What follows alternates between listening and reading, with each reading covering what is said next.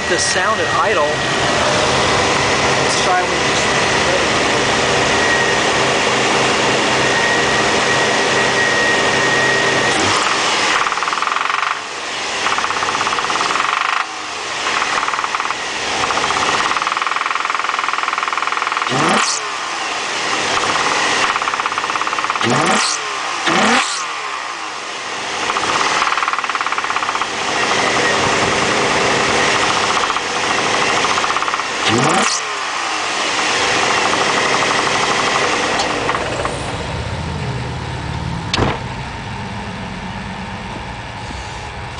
Hopefully I got it.